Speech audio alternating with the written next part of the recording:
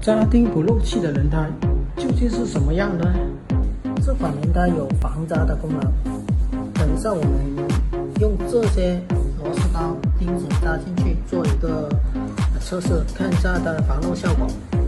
好的，现在开始，这个钉子是4毫米的钉子啊，我们扎进去。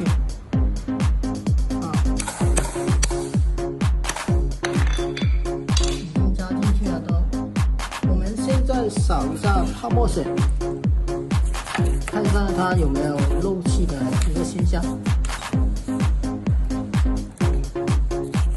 现在看到一点都没有漏气。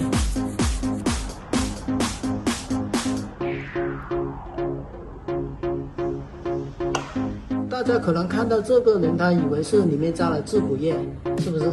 其实里面什么都没有的，没有质补液，也没有液体的。我给大家看一下我们的产品。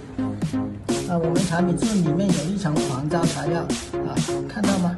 是光面那种，是我们的材料。我们现在再拔出来看一下，再扫一下泡沫水。